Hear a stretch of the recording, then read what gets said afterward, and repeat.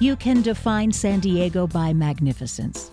The nation's 8th largest city borders the Pacific Ocean on one side, Mexico on another. And right here we have the actual border fence that separates the United States from Mexico, Tijuana, Mexico.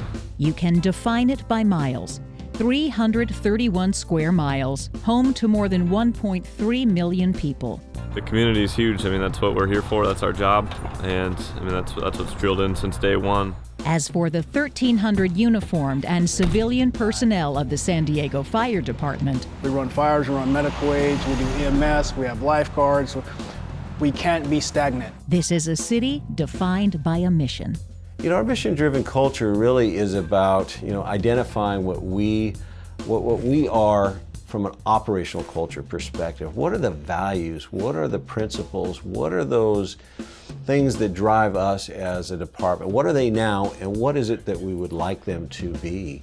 It honestly takes a lot of heart. We had 20 calls yesterday. 6 of those were after midnight. Kept you busy. It did, nonstop. Taking care of the community. That's always been the job. Taking care of themselves, that's a work in progress. There's nothing more important, for any fire chief than the health, safety, and well-being of their firefighters. There's absolutely nothing more important. The San Diego Fire Department is taking tough lessons learned, training in new ways, talking about it with others, and hoping it helps any firefighter anywhere. It's not just your responsibility to the citizens of San Diego, but to the department and to your brothers and sisters to make sure that you hold up your end of the bargain and make sure that you're ready for that call.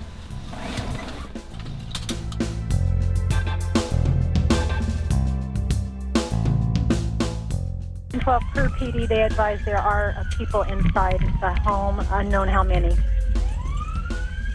There's 12 copy. You always hear the risk a lot, save a lot, risk a little, save a little. We risked a lot that night. We had to make that decision. November 2015. A helmet cam records the action at a fire in a single-story, single-family home in San Diego. What the camera can't capture are the thoughts of Joe Zakar and Dallas Higgins as they make key decisions that will save 2 young lives. My initial thought is, do I have time to extinguish the fire, better the conditions, and advance towards the kids? And with that amount of volume of fire, I said, no, I don't have time, I gotta get to them right now. So I just jumped through the window, hit the ground, and immediately we contacted with heavy, thick black smoke, can't see your hand in front of your face, and extreme heat. Taking the punishment from the heat and seeing very little, if anything, Dallas Higgins heard a small moan. So I dropped to my knees and I crawled into the bunk and searched and couldn't find anything. He kept searching and finally found 5-year-old Luis Castro Jr., who he swept to safety as his own gear started to smoke. I remember him telling me, I just wanted to stay in just 10 more seconds, 10 more seconds. He goes, I just couldn't.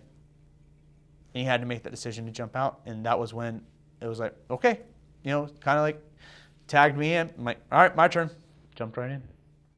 Joe Zakar says the heat pushed him to the ground. Then his thermal image camera failed. But Zakar had an instant backup to call on, his training academy lessons. And I fell back to my academy. All right, how do I do a search? Stay to a wall, start searching, and that's what I did. He worked from the inside. Dallas Higgins worked from the outside. And suddenly, light picked up 3-year-old Esme. We kind of see it at the same time, kind of yell at the same time. He comes crawling over and finds Esme right there in the middle of the room and grabs her and crawls over the window and scoops her up and throws her up to me. Lets her pull her out the window, and she's there breathing. Higgins and Zakar don't hesitate to credit the success of that rescue to what happened here as their careers began. Spread it out a little bit. Sir, yes, sir. The top priority is training. Absolutely. Training is fundamental for our success. Train, train, train. And as you train, you'll get to know your people. You'll get to see their strengths and their weaknesses. And you're able to focus on that. I think the one thing that we start with in San Diego is our basic fire academy. And I think we instill the culture from day one in our basic fire academy. Clear hose! Training's the backbone of our organization. It's where everybody starts. The 16 weeks-long Fire Academy teaches the basics and sets a foundation for people to grow throughout their career.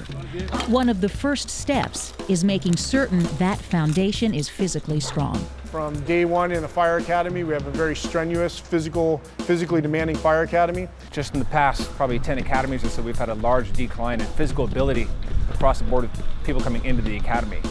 And what we've done with San Diego is we've created the Candidate Assistance Mentoring Program, which has allowed us to precondition our candidates and push them past their physical abilities to make them more successful in the Fire Academy. Working stronger, working smarter. Everything that we teach in a basic Fire Academy starts with being safe. So it starts from the very beginning when we're in the classroom. We teach them the right way to do things. Even meals can be a chance to learn. Something that we like to do in the fire service is eat. So we're gonna eat lunch and we're gonna eat dinner. So during that time, you can have simple tabletop drills. What we're teaching them in the academy, is the worst case scenario, and hopefully they never have to experience it. But if they do, it's something that will save their life. And save the lives of others. 2 San Diego firefighters who risked their lives to save 2 children from a burning home are being recognized as heroes. Higgins and fellow firefighter Joe Zakar are presented the Spirit of Courage Award for their life-saving efforts. But the real reward for these 2 firefighters didn't happen in a banquet hall. So we went upstairs, and the nursing staff, just the staff, everybody, the nurses, the doctors, the techs, everybody at UCSD Burn Center was absolutely amazing. When they saw us walk into that burn unit, they were all coming up to us and giving us hugs and just going, I don't know how you do what you do. I don't understand it, I don't get it, but thank you for doing what you do. The connection to these children continues today. To see them heal, to see them now being kids is amazing. And so does the connection to their training. The Fire Academy has a very high importance placed on firefighter safety, firefighter survival, and giving firefighters the tools to be able to mitigate incidences like this that are extremely dangerous, that are high risk, that are hot, that are smoky, very extreme situations. We, as firefighters, we want to go, go, go. We want to just charge. But sometimes you have to slow down and you got to think about what you're about to do.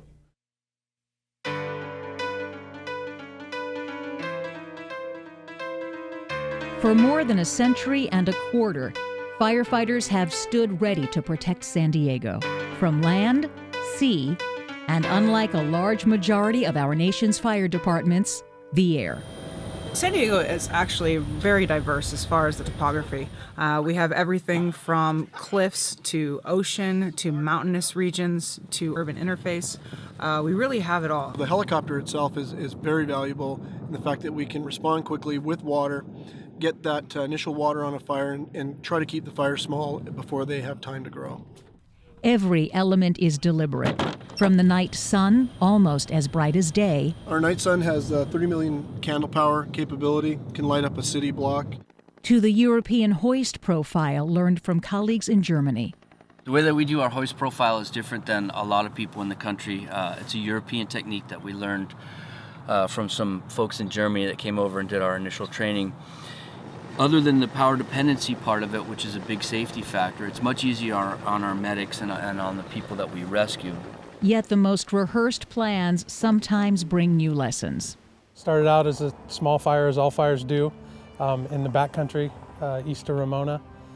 The 2003 Cedar Fire, one of the largest wildfires in California history, brought lessons that changed this fire department. We lost 2,800 homes at least, 270,000 acres, and the fastest wildfire ever recorded. Captain Mike Howell says there were good things. Many homes saved, no firefighter lives lost, and an important realization that the training book needed a revision. It showed us that we weren't, as a community and as a fire department, we weren't prepared for something like that. We didn't think it could happen or weren't planning for it. A fire coming out of the backcountry that that big and devastating. We hired a company that came in and did a formal after-action review of the entire incident, and it came up with a long list of action items, and the department immediately started working on those action items. So from there we got new equipment, we got new training, we had a new emphasis on wildland firefighting, but the biggest thing it did was the community, was we got money to do education, public awareness. The San Diego Fire Department values those lessons learned. We're very open to learning. And there's always mistakes made on emergency incidents, and it's the willingness to be able to step up and say, hey, I made a mistake here, and this is what I learned from it. And if we have this same type of incident again next time, this is some things we can do to change that. It's meant changes in policies and procedures, true culture shifts, whether it's a wildfire or a structural response. We never provided for safety for ourselves. We assumed that the civilian was the one we were out there to rescue, and we would just deal with ourselves or whatever would happen to us. So firefighters made their safety a key component of each response. This included incident command whenever 2 or more units are on the scene, and radio notifications every 10 minutes during a structure fire. The incident commander is aware of how long the fire has been burning, because that's sometimes something that gets away from you. Overall, having good incident command and control on the fire ground is critical to the outcome and the safety of the firefighters. Also critical to firefighter safety, doing more than just paying lip service to rapid intervention. Now people realize the importance of RIC. We're there to save somebody's life if they get lost, if they get hurt, if they get injured. So now people are more open to take that RIC position, and they do a 360 of the building. They soften the structure if needed. They know where the windows are. They know where the exits are. They formulate an important plan to be able to remove people from that building, and things like that have helped us out a lot. None of this can happen without the hard work required for real culture change. One of the things that we started doing in 2006 was really investing in training our people as leaders. We'd spent a lot of time doing training on technical knowledge and supervisory skills, but we hadn't really talked about leadership and what it's like to lead people. One of the leadership lessons is evaluating risk, part of the Everyone Goes Home program. On a standard fire where we know nobody's in there and there's nothing to risk, are we risking lives to save property? And is it really, even if there's a life that's in there, are they even savable, or are they past the point? And so really being smart about a risk profile is a critical factor in all the decisions that we're making now on the fire ground. And in everything we do, rescues included. Firefighters discuss lessons learned in after-action reviews. Battalion Chief Tricia Paulette remembers the time a similar fire broke out just hours after the previous call's review. Crews rolled in all of the learning from the previous fire, and it was amazing. And one of the big points that came out that really put a huge smile on my face was the fact that the previous AAR's points all rolled right in, making that second, more complex incident go a whole lot smoother.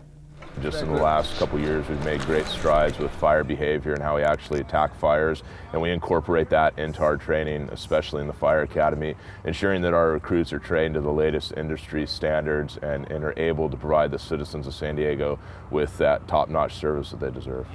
Part of the training is the concept that everyone's perspective matters. It used to be shut up and do what you're told. That is not how it is today, and I think, it's better today.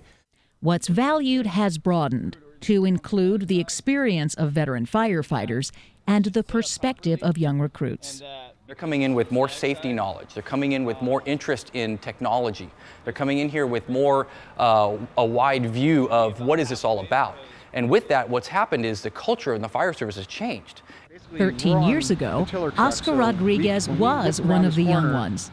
Just 3 months out of the academy, he responded to a fire at the Century-Old Mason Hotel. So when we made this turn, I was able to see exactly what was going on in the building, seeing the smoke and the people hanging out of the windows on the 3rd floor from where you can see here. First window, there was one person hanging out. Second window, there was one person, and then the 3rd window, there was 2 people. The storefront, obviously, now is a lot different than what it was then. The doors were blocked.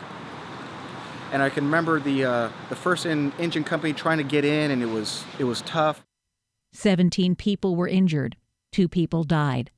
It was the first big fire of Oscar's career. Everything happened very quickly. You know, I mean, it's a blur now. What mattered that day was training, putting those lessons to work. Knowing that, you know, falling back on the training that we had learned in the academy and how that played a role in, you know, my confidence and, you know, being able to keep my composure and act the way that I was supposed to be to help save those people and help put the fire out. It's one of the reasons Oscar Rodriguez is now a trainer himself, part of a department committed to passing on critical lessons learned for the next time they will matter most. As a firefighter, if you take that ownership in learning about safety and learning about your craft, you're going to be safer for it. You're going to be better for it. Your department's going to be better for it.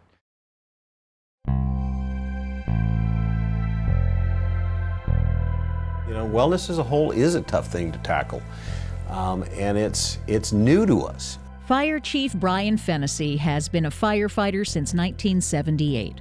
I worked at the busiest firehouses. I took a lot of pride in being at the busiest fire station in the city of San Diego, running 20, 30 plus calls, and my helmet showed that. And that helmet represents a part of the experience Chief Fennessy doesn't want his firefighters to imitate. My helmet was crusty, it was black, and when I went out and I worked overtime in some of the lesser, busier areas of the city, it was like a badge of respect. Man, what a mistake that was. And I share that story with my firefighters all the time. The beauty is that we have a chief that understands that. And so we're shifting our focus from being reactive to being proactive, and we plan on making a difference. It's a belief and a brand. We've created a brand, and our Cancer Awareness and Prevention Program brand, and the crux of the brand is clean air, clean body, and clean gear, and we call it the 3 C's. Clean air essentially revolves around wearing your SCBA 100% of the time, and that doesn't mean, myself included, for years would shed my BA as soon as we had knockdown, and I'd wear my bottle but not my mask, and I don't know what kind of sense that made. Now it's clean air, no exceptions. Well, I think the best teaching tool is repetition. So when we're out here and we're having them do BAs for time, we are serious about, it's no good if your skin is showing. It's no good if you didn't open your cylinder. We're trying to fight a culture that's well entrenched, and the culture is a macho firefighter covered in soot, doesn't wear his breathing apparatus, and that's not so easy to change, but we believe we can. But essentially, that's what people are saying now. They're saying, well, I'm tired of wearing this bottle. I want to take it off. And it's not that heavy. It really isn't. If you want to know what heavy is, wait till you're so weak that your wife has to help you up the stairs because of the treatment you're going through. Dan King once thought going without a mask and wearing dirty gear made him tough.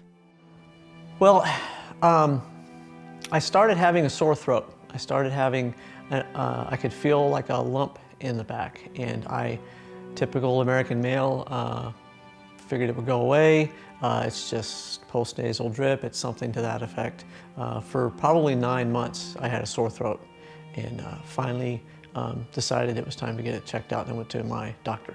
He said it's medical speak. It's squamous cell carcinoma, cancer. That's when he learned what tough really was for him and his family. He said, this will kill you if we don't do something now. There's a lot of tough things that we've all done as firefighters. This was one of the hardest thing I've ever done, and as hard as I thought it was going to be, it was 100 times harder. Throat cancer is one of the most painful cancers. One of his oncologist nurses said, getting cancer is like being hit with a bat. Getting throat cancer is being hit with a bat with nails. Because of the location and the radiation and the chemo at the same time, it devastatingly broke his body down. Dan King says he wouldn't change his job, but believes everyone has to change how they do it. I think that we can wear our mask longer, some sort of respiratory protection. Just another 30 minutes is going to how many people, how many firefighters across the country can we save? by just doing that.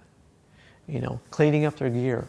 How many more can we save? And the members of the department that have fallen and been stricken by cancer and that have recovered, many have recovered, many have not, they're the ones leading this charge. Clean bodies means procedures, including commercial wipes to get carcinogens off the skin and reduce exposure time. Clean gear means commercial washers that erase the idea that soot-stained turnouts are a badge of honor. They have their own boots, that's a safety thing. We teach them to launder their equipment, keep it sanitary, so that's a safety thing. We issue them, you know, their own gear, so there's nobody sharing gear. The next step, clean living, and a center to help put the strategy to work. We have what's called San Diego Sports Medicine and Firefighter Wellness Center, where we, on an annual basis, go in and we get a maximal stress test and a physical examination and blood work, really a comprehensive physical that's proven very beneficial in detecting early cancers in many of our members. Luckily for the firefighters, the city of San Diego and other municipalities around the San Diego region see the merit in it also, and the cities and the municipalities pay for this physical for them. They understand the cost savings as well. I mean, it only takes one cancer diagnosis, if we catch the cancer early enough, to pay for the whole program for an entire department for 1 year. It's where cancer survivors like Anne Francois can get checkups and give advice. Keep your gear on and keep it clean.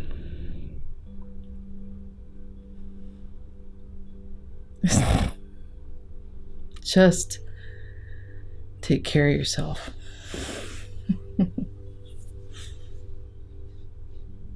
Every firefighter comes here, every year, face to face with the risks that come with the job. Statistically, we know that firefighters are more likely to die early of heart disease, of a heart attack.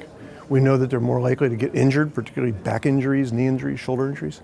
And we know that they have a higher incidence of certain cancers. So that's our focus in the wellness program. There are 6 stations from lab work to treadmills and outreach, teaching healthy cooking, eating, and exercise habits. The goal is aerobic activity 5 days a week, at least 30 minutes a day. Some payoff is immediate. This is our level A suit, so the only time we wear this suit is in the absolute worst case scenarios, when you're going to come in contact with things that will kill you really quick. Being in shape matters when inside the suit and operating in an environment where there is little room for error. On an average day here in California, say an 80-degree day, which is fair weather here for San Diego, California, within this suit, once you start to perspire, you can lose 10% of your body weight. So physical fitness is paramount. There's also long-term motivation to stay well, and that's led to a 97% participation rate in a voluntary program. Early on, we got pushback from some of the older firefighters who figured they lived the way they lived and that was the way it was and they're not going to worry about it. But when they saw a couple of their buddies go down, some of the big tough guys go down with a cancer or heart disease, they realized that they could do the same. And quickly, as they began to see some of the diagnoses made in this wellness program, the culture changed. They took it more seriously, even the tough guys. The message, do it for yourself and for everyone else. There's an effect to me, but what about my family? And that's been our approach as well, is, hey, look, if you want to violate policy and do these things that are unhealthy for you, get it. You can be selfish and do that, but what about your family? When we're at your memorial and we're at your service, you know, your family over here is going to be upset. They're going to be devastated. Your friends are. So, you know, quit thinking of yourself and think of others.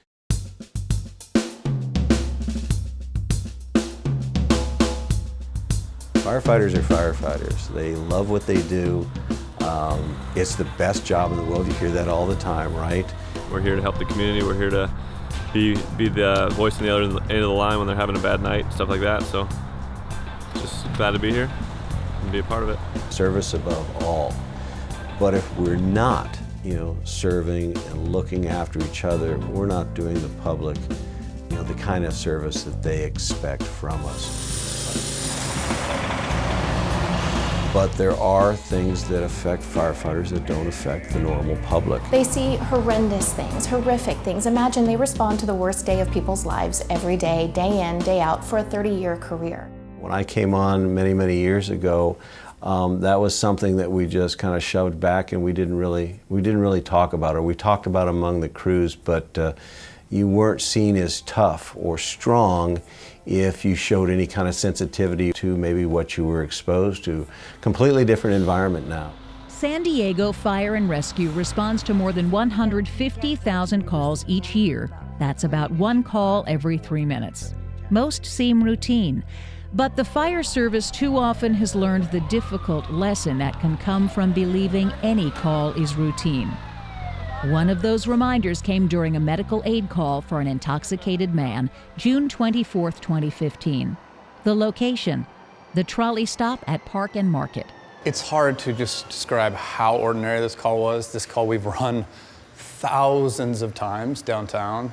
I mean, I probably could have run the call literally asleep. It was that boring, that routine. Getting a call like that isn't abnormal for us. Of the 20 to 30 calls we run a day, 5 to 10 of them at least are going to be some kind of drug or alcohol abuse. We parked here, I came down, I got my gear, got my medical aid gear, and then make my way down toward the stop. It seemed the call would be even easier thanks to Ben Vernon's conversation with a bystander. I could tell right away they were both homeless. The bystander gave me a turnover, told me that the patient was intoxicated, that he'd mixed his medicines. I asked the bystander if he knew the patient personally. He said he did not. He gave me a turnover about 30 seconds. I thanked him. He said no problem, and he walked away. My partner and I turned our attention to the intoxicated male, trying to help him. Suddenly we hear kind of a violent skirmish behind us. We turn around, and the bystander is attacking and punching a couple trolley security guards. That's about when the commotion started and that the call kind of shifted from being that regular call to jumping into this bigger event. A security officer's body camera captured what happened next. When I saw he was going to attack me, this space shrunk quite a bit. Yeah, so he started running at my partner, swinging his arms in a weird manner. I didn't see the knife. I never saw the knife. He stuck me in the back, right here in the lower flank, missed my kidney by about 1 inch, then got me in the lung. He broke my rib and punctured my lung. And then I felt just the warm liquid, run out of my body, and then I couldn't take a full breath of air. And I knew immediately, I was like, oh no, I've been stabbed. And then I thought, oh no, my partner, and I turned, and he'd already been stabbed multiple times as well. Look up at my partner, Ben, who at this point is answering San Diego City, our dispatch center, on the radio, telling them to send everybody, multiple firefighters have been stabbed.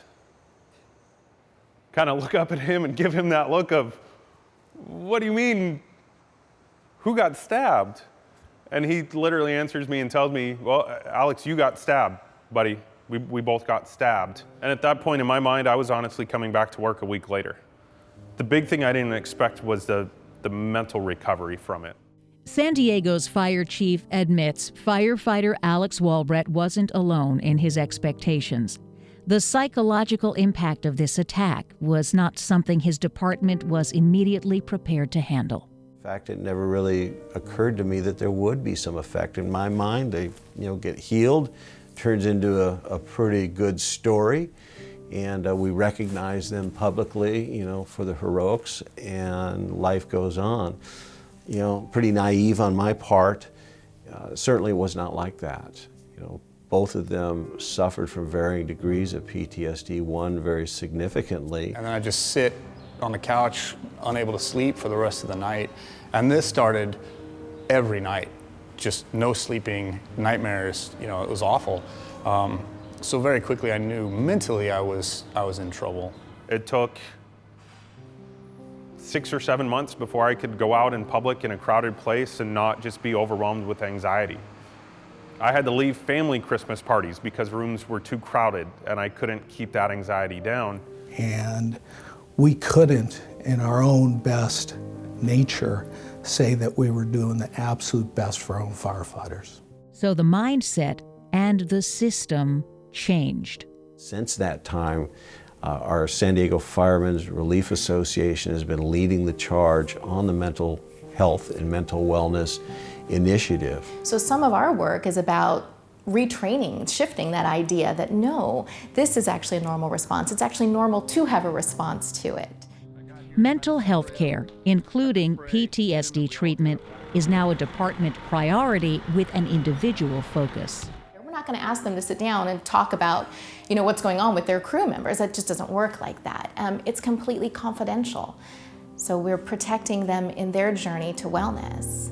So I would just advise other cities, having a psychologist that actually is trained for police and fire is huge. That's unbelievably important. I asked recently how many firefighters were going to Focus, and they said 40 were seeing the police psychologist. So we went from one guy to 40 overnight, and it really kind of opened our eyes that a lot more people needed help than we thought.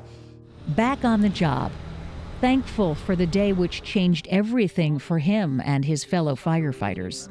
So I'm working hard with our department to try and remove that stigma and offer up as much advice as I can about getting mental help.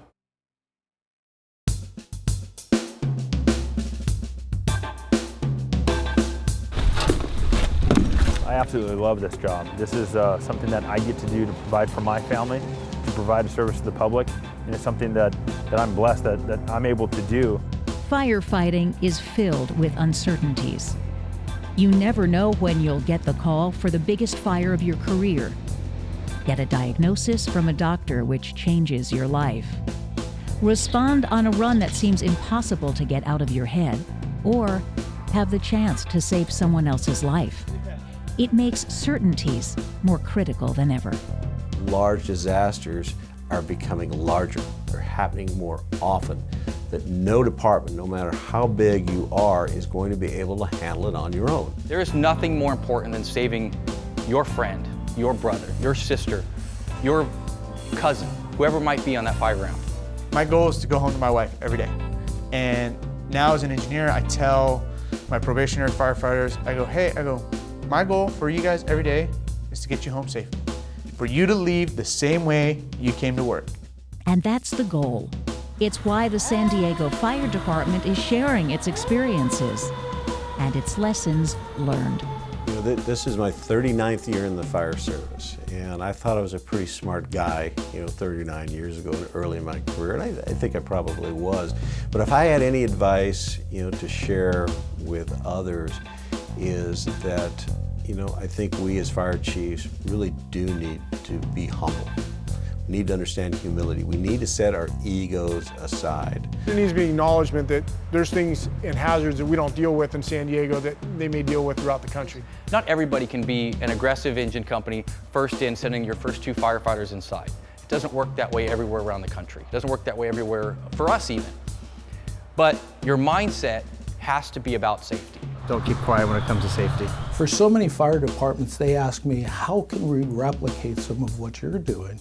I say it's really all about relationship building, because there are so many advocates out in our community that absolutely love what firefighters do, our mission, our noble cause, and they just want to be asked for help. We like to say, how many times we go to restaurants, they say, well, the customer is always right, the customer is always first. It's really kind of a different paradigm that we're talking about. It's about making our firefighters first. Because if we do, and we invest in them, and we do the things we need to do, the public, the community's gonna get a better service. They just will.